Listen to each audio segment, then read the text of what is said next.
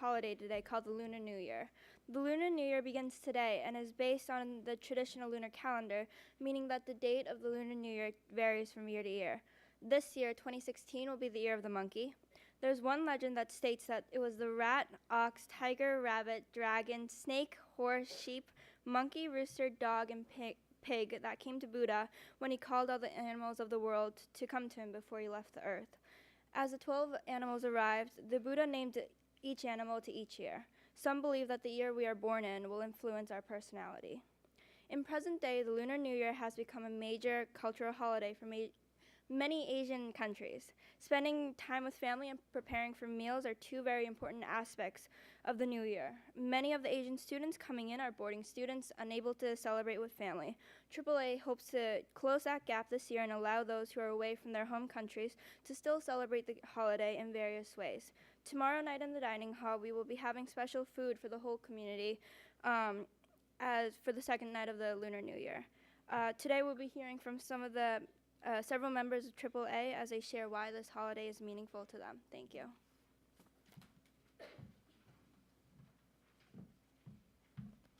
Lunar New Year, or Tết Nguyên đán in Vietnamese, is the most significant celebration in the Vietnamese culture, one that brings families and friends together through gatherings with delicious food and meaningful customs. The process of preparation starts way before the actual New Year's Eve. The bustling shopping trips for blossoms and kumquat trees, house cleaning and decorations, as well as food making. All of it build up to the jovial and vibrant atmosphere of Tet. The most interesting part about Lunar New Year, in my opinion, is watching the annual end-of-year comedy show with my beloved family just before New Year's Eve, called Tao Quan, which features the most brilliant artists in the country. I love the show for its comedic views to discuss the Vietnamese economy and the society over the past year, mingled with subtle sarcasm and entertaining performances.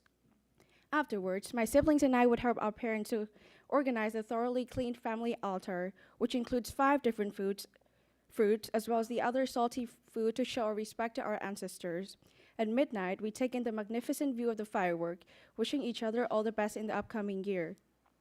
The first day of New Year is reserved for the nuclear family. We would all put on our best outfits and visit our close relatives. Children receive a red envelope with money inside called Li Si from elders as a symbol of good luck. I changed my mind. This is actually my favorite part, until I had to give it to mommy so she could keep it safe. We eat tasty traditional foods such as Vietnamese rice cakes, sticky rice, pork rolls, spring rolls, and many more as we share our New Year's plans, our success, and unforgettable memories in the past year. The second and third day follows with visits to other relatives' houses, friends, and business partners. To me, Tet Holiday marks the beginning of a fresh start, full of unexpected opportunities, new hopes, and many ecstatic journeys to come. It is a meaningful celebration to honor our ancestors, to appreciate our loved ones, and look back at our memories in the past year to cherish our lives even more. It is a celebration of family, friends, love, joy, and gratitude. I'd like to offer you all gracious wishes for the new spring and all the best in this upcoming year. Chúc mừng năm mới, or Happy Lunar New Year.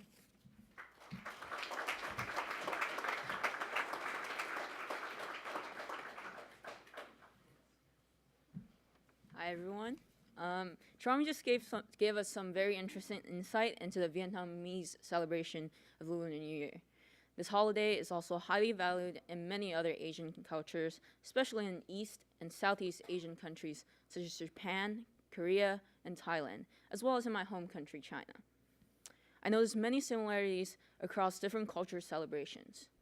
For example, just like in Vietnam, the Lunar New Year signifies a time for families to get together and enjoy each other's company in China.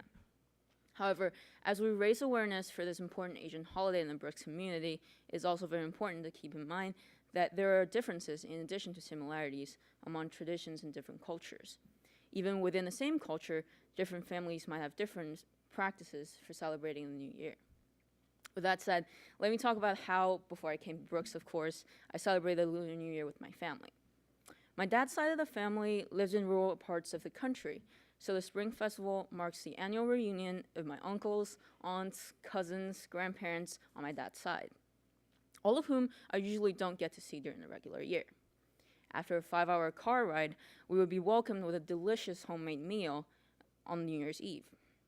Everyone sits around a big round table and chat about what happened in the past year or our New Year aspirations. We kids are usually excused from the table after finishing our meals, and we run around the house and have our own little conversations. Meanwhile, adults tend to remain at the table for hours and hours, letting out sporadic laughters. These laughters always spark the curiosity inside us, and we always ended up finding whatever the adults just found funny very boring. After returning home, my parents and I would visit relatives on my mother's side who live in the city. Kids are expected to show respect and discipline, while the elders command on how much taller we have grown during the past year or how we look like big girls and big boys now. While this might sound like a very intense environment, the children always behaved, for one reason mainly, the lucky money. We call this hongbao in Chinese, which corresponds to the Vietnamese li shi, and Stella will be talking more about this tradition later in the service. The Lunar New Year is definitely one of the most celebrated holidays in China, and is one of my favorite times of the year, as I reunite with many relatives I barely see during the year. While I cannot continue this tradition now that I'm at a boarding school, I Skype with my family on New Year's to convey my New Year wishes. Heartwarmingly, just as how I used to gather around the dinner table with them, they would now gather around the computer to say hi from across the globe. Now to conclude, may I wish you all a happy Lunar New Year in Chinese, whether you celebrate it or however you would celebrate it. 新年快乐!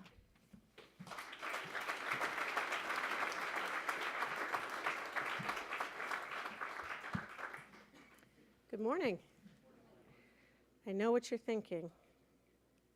Tasha Iga Byron. She's a white lady. What's she doing up there? 我是一个两的阳光宝宝的妈妈. I am the mother of a pair of Chinese darlings. My daughters are part of the diaspora of over 85,000 children, mostly girls, who were adopted from China since 1990. In our multiracial household, we celebrate a lot of holidays. We celebrate the Lunar New Year, but also known as the Spring Festival, with hongbao, with dumplings, with new red shirts, and with the Chinese zodiac animals of oxen, monkeys, and snakes galore. We go to see the lion dancers, and we go to parties with families that look like ours and with families that look more traditionally Asian. We do it because it's fun and because it's the right thing to do. We also do it because I promised to.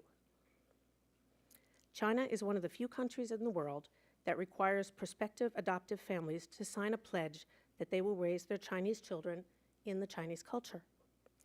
We went to Chinese cultural school for a decade. I cook Chinese food and I mangle Mandarin, and we travel back to China and we decorate the house with Chinese art. And even though China stops checking up on adoptive families after a year or two, I honor the spirit of the promise I made 14 years ago. Paraphrasing Horton Hears a Who, a promise is a promise, no matter how small. But the part of the Spring Festival I want to talk about was the first time I actually understood what it meant to China. I was partway through the adoption process, when I'd already passed the hurdles of the social worker, the state of Massachusetts, the INS, and had had my dossier to China translated and submitted to the Chinese Central Adoption Authority. It's a time that's disappeared now, as international adoption has waned, when adoptive parents communicated and waited together in online forums, anxiously counting down the days until we went from DTC, dossier to China, mine was April 30th, 2001, to being matched with our children. Matching was the day we saw the photo of our child for the first time.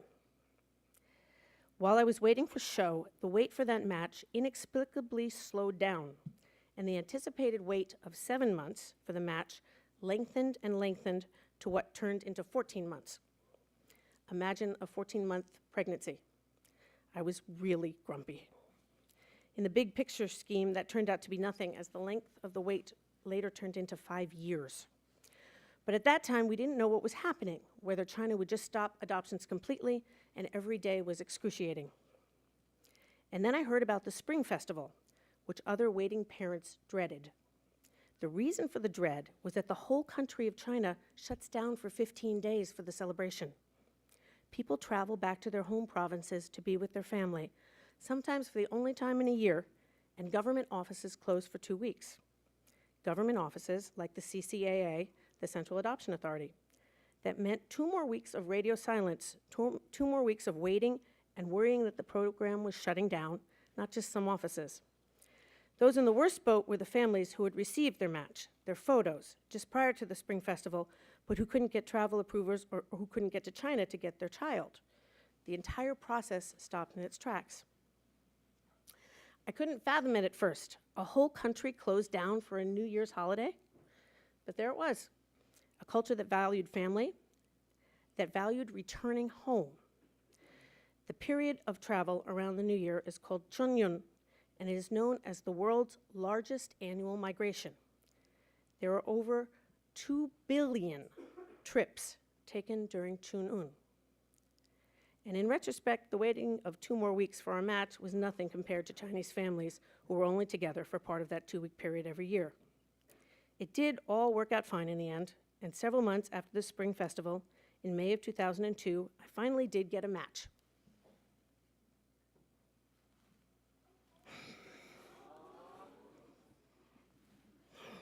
Our family's reunion day wasn't during the New Year period, but I did viscerally understand the message of family being together.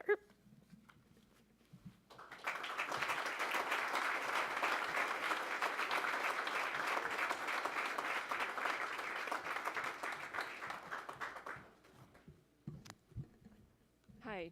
So, in the spirit of Spring Festival, me and Lami decided to share a poem with you. It is by Wang Nanshi, written in about 1035 BCE. 爆竹声中一岁除，春风送暖入屠苏。千门万户曈曈日，总把新桃换旧符。 So here's the translation. With the sound of fireworks, the old year gradually slips by. The warm spring wind brings in the new year. The people take out their wine and drink until their hearts are content. The newly raised sun shines through hundreds and thousands of families' windows. They take down the wood charms from last year and replace it with a new one. A wood charm is where they carve couplets into peach wood and hang it on their doors for good luck. So this poem recreates the scene of a traditional celebration of China. It is always about joy and hopefulness during the Chinese New Year. And some of the traditions include fireworks, wine, and new couplets as decorations on the doors. So, Hongbao has always been a great part of Spring Festival. Translated straight into English, Hongbao means red pocket. Basically, it's just money in a red envelope given to people during the holidays. For most kids, Hongbao is probably one of the highlights. At least for me it is. Even the little ones that doesn't have a concept of money gets bills from their relatives. It's kind of amazing how the money piles up after visiting everyone. That feeling of accomplishment really meant something to me. Visiting my grandma during Spring Festival has always been a tradition for my family. Every time I would sit anxiously at the edge of the couch, waiting patiently for her to pull out that red packet. The moment I spotted, I would jump up with joy and run towards her to say nice things about her. She always hands me the money faster if I make her feel good about it. The satisfaction when I pull out this money, when my grandma tells me to, is profound. Guess this is my first and last chance in this year of getting my hands on this much cash. Today, AAA decides that we would like to share this tradition with you guys. So on your way out, grab one of the promising looking red envelopes and see what's inside. Happy Spring Festival. We hope you enjoy this small gift that it brings you a year of joy and happiness. Thank you.